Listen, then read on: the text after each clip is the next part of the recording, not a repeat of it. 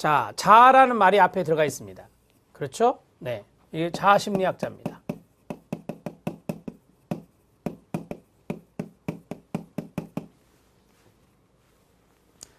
자아 방어 기제 이론에서 방어 기제의 목적은 불안 감소, 자아 보호입니다. 방어 기제의 과정은 무의식적 과정입니다.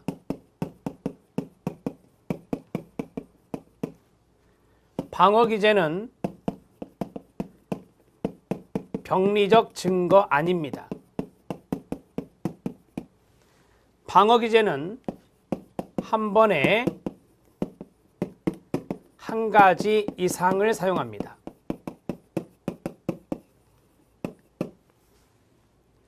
방어 기제의 정상성과 병리성의 구분은 네 가지가 있습니다.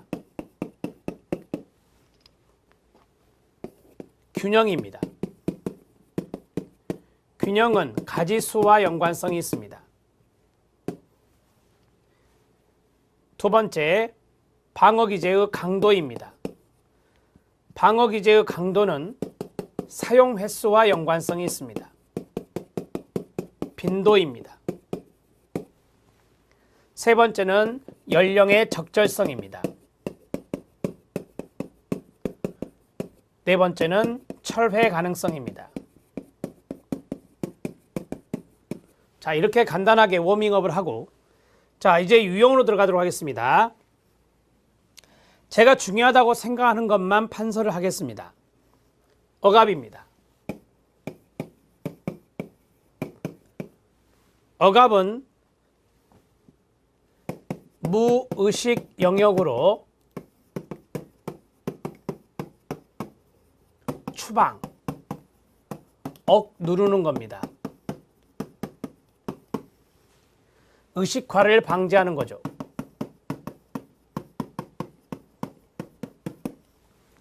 두 번째, 반동 형성입니다. 정반대로 행동하는 겁니다.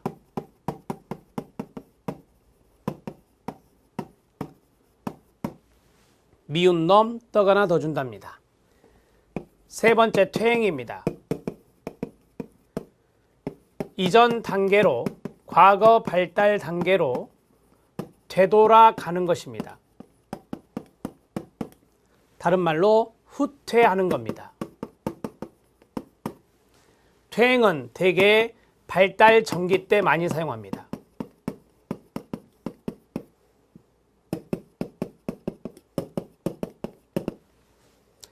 자, 그 다음에 동의시는 참고, 보상도 참고입니다. 합리화입니다. 합리화는 그럴듯한 이유를 대는 겁니다.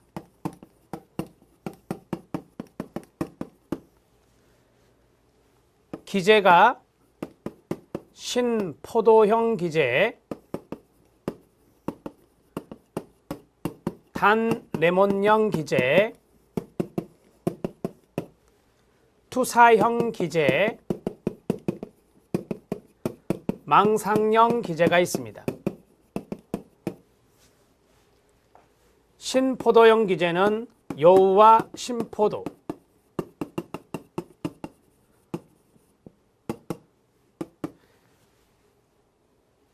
다섯 번째, 전치를 하겠습니다. 덜 위협적 대상에게 옮기는 겁니다. 어떠한 충동이나 행동들을 덜 위협적인 대상에게 옮기는 겁니다.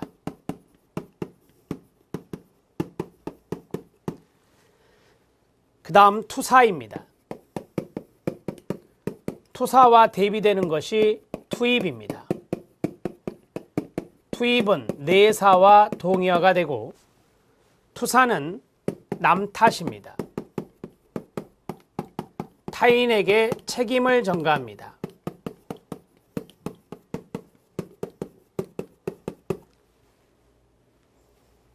투입은 내 탓입니다. 자신의 자아 체계로 받아들이는 겁니다.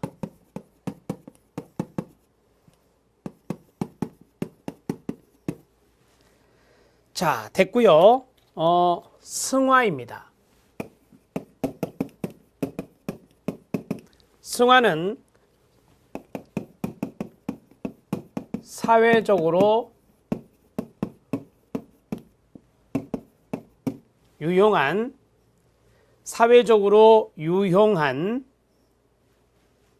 행동 형식으로 전환하는 겁니다. 9번째, 해리입니다. 해리는 이중성, 양면성이 있습니다. 지킬 박사와 하이드가 여기에 해당된다 했습니다. 10번째, 전환입니다. 전환은 수의근과 감각기관, 수의근 감각기관과 관련이 있어요. 그게 바로 전환. 11번은 신체화.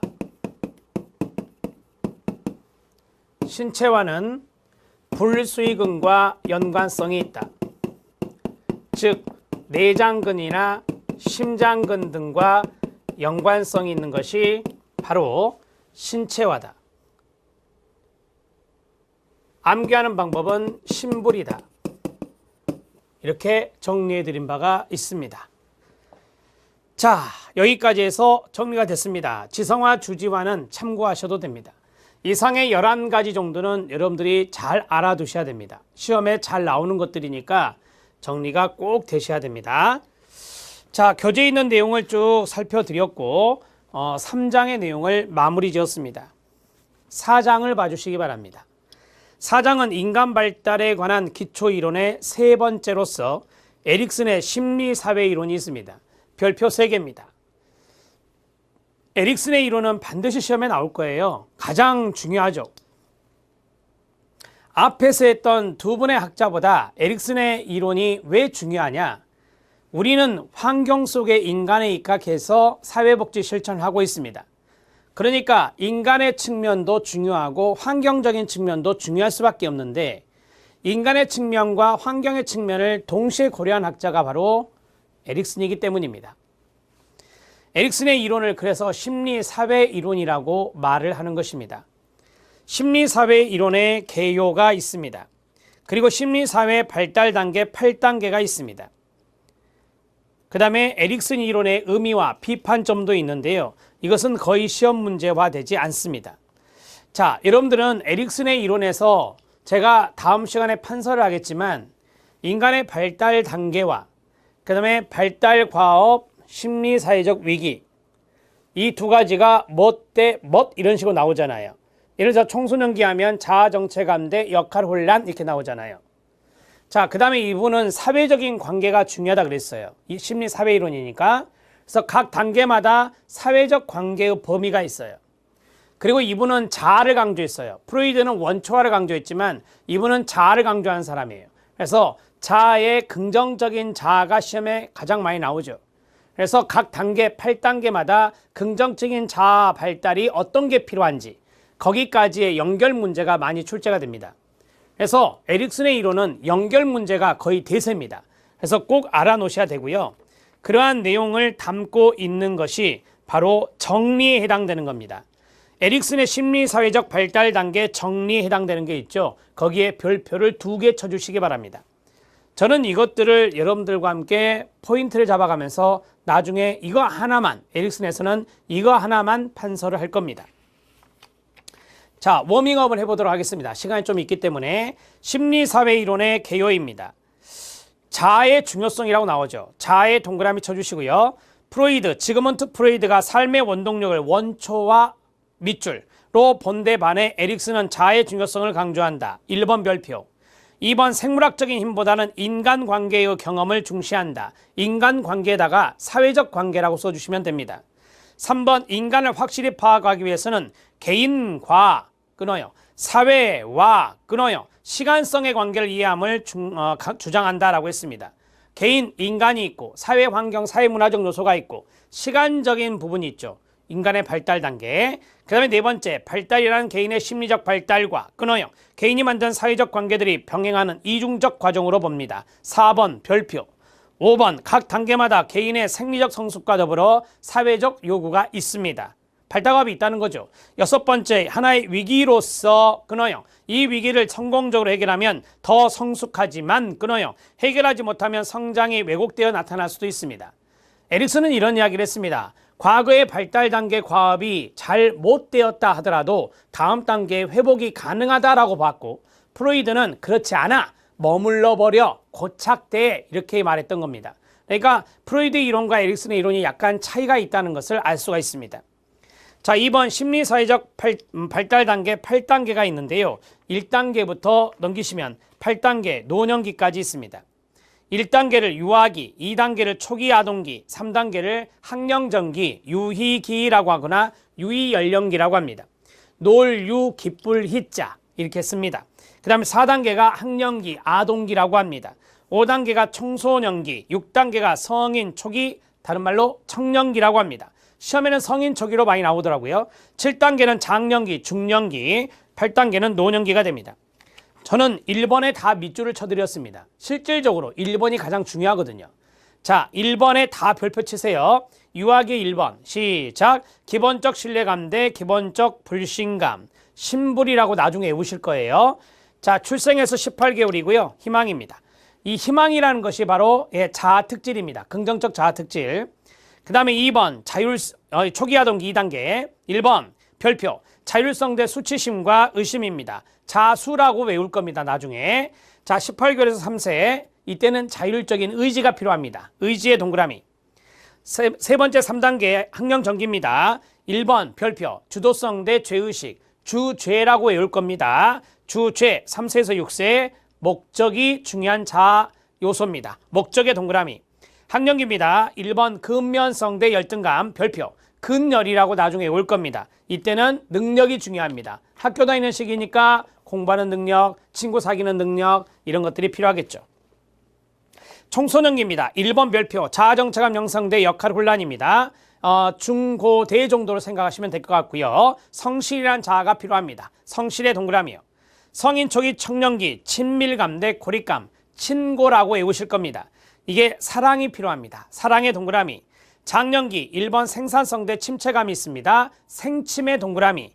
자, 이때는 배려라고 하는 것이 중요하죠. 35세, 65세, 30년 정도의 아주 긴 시간인데 이때는 care라고 하는 배려가 중요합니다. 노년기입니다. 자아통합 대 절망감, 통절이라고 외우실 겁니다. 통절의 동그라미 치고요. 자아통합 대 통, 자아통합의 통, 절망감의 절, 통절. 그래서 이때는 지혜라고 하는, 삶의 지혜라고 하는 이러한 자아 특질이 중요합니다. 지금 제가 1번만 쭉 말씀드렸고 1번만 다 별표 치셔야 돼요. 그 밑에 있는 것은 부연 설명이에요. 1번이 가장 핵심이니까 1번에 다 별표를 치시면 됩니다. 자, 보시면 아시겠지만 이게 거의 다예요. 그 다음 밑에 정리가 나오고 그 다음에 에릭슨의 연구 심리사 이론의 의미가 뭐고 비판을 받는 점이 뭐냐. 그 다음에 프로이드와 에릭슨의 이론 비교가 나와 있죠. 이 내용들은 여러분들이 이제 다음 시간에 정리가 될 것입니다. 자, 간단하게 에릭슨에 대한 워밍업을 좀 해드렸어요. 다음 시간을 이해하기 좋게 먼저 앞에서 선행학습을 잠깐 해드렸습니다. 다음 시간에는 2번 심리사회 발달 단계 8단계의 내용을 쭉 보고 판서를 해서 이 4장을 마무리 줘 보겠습니다. 수고하셨습니다.